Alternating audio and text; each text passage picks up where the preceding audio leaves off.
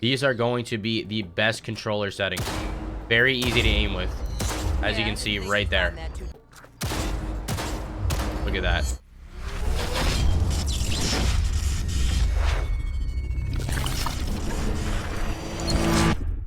Yo, what is going on YouTube? My name is Sweat if you guys are new, and welcome back to another Cyberpunk 2077 video. In today's video, guys, we are going to be going over the best settings to be running on controller. Now, if you have played this game at all on controller, you would probably know that if you haven't changed any settings, the aiming is very clunky. It's very hard to hit targets. Right when you start out, especially if you don't touch any of the settings, you're going to be lost, okay? The game's going to feel terrible, and you're not going to know what you're doing. So let's head over to settings and get that all straightened out for you guys. First of all, we start out with the sound settings. Make this whatever you want. I'm going to have disable copyright music on because I am posting to YouTube, so I cannot have that on. But any of this is all customizable. Does not really matter. This is all preference. Now, onto the controls. This is where it's really going to matter what you start doing, okay?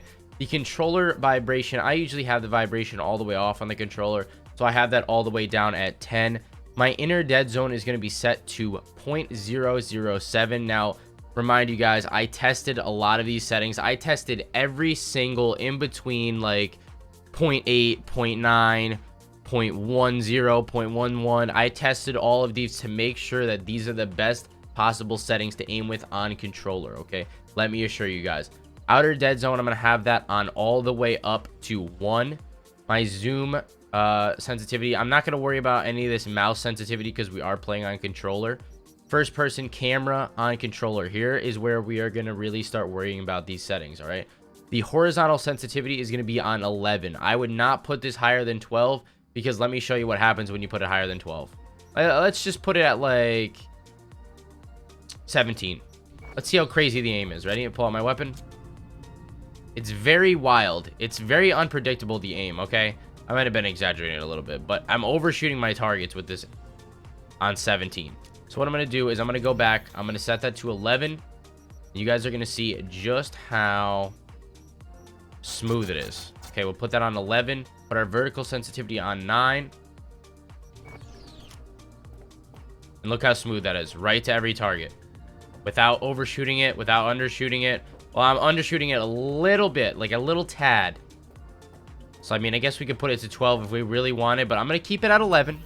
Okay, 11.9 is what I like to have it at, so we're going to keep it right there. Okay, zoom sensitivity reduction, I have this lowered all the way to 0, and you need to turn this on, guys. Trust me, this is going to ruin the game if you have this off. Make sure you turn show advanced options on, and you want to turn all of these options off. Okay, horizontal turning bonus, vertical turning bonus, turning ramp up time, turning delay, horizontal turning, vertical turning, turning ramp up delay, turning delay.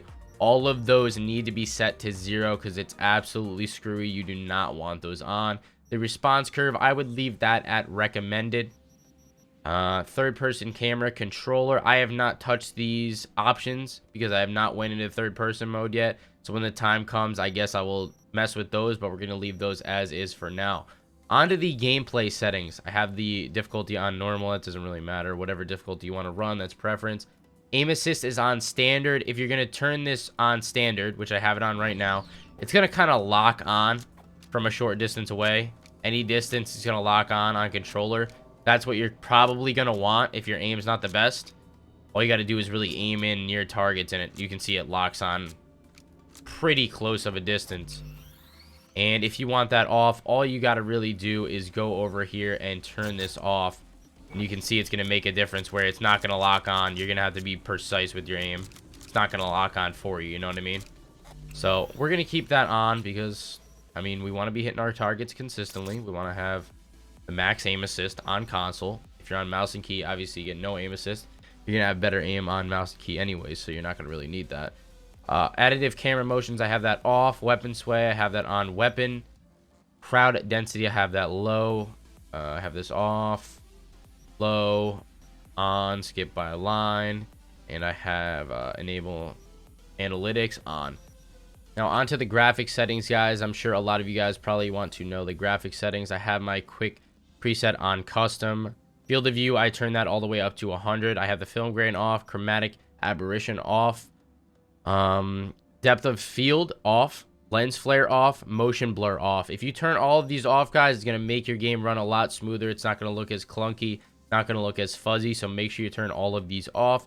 Contact shadows I have on, improved facial lighting geometry on, and all of the rest of these are default. Pause it if you need. We got highs on a bunch of them, ultra on a bunch of them, and then highs on the bottom. Ray tracing is off on mine. I don't have the best graphics card in the world, but it does the job. So those are my settings for graphics. Onto video, I have my monitor on 0, VSync off, max FPS off, because I'm telling you, I have not the best graphics card ever. Full screen, 1920 by 1080, HDR mode none. You go to interface, I have colorblind mode off, damage numbers mode and sticky damage numbers both on accumulated. I just prefer that over having it on both. Hit indicator on, threat and damage indicator on, crowds on minimap off. All of these are on down below at the HUD visibility. Key bindings does not matter because we are on controller, and I'm telling you guys, these are going to be the best controller settings. Very easy to aim with, as you can see right there. Very, very, very easy to aim with. Look at that. Absolutely indestructible aim. If you want to have good aim in Cyberpunk 2077, make sure to put these console settings on or controller settings on. You are not going to want to miss these. It's been Sweat. If you like the video, drop a thumbs up and subscribe if you're new. I'll catch you in the next one. Peace out, guys.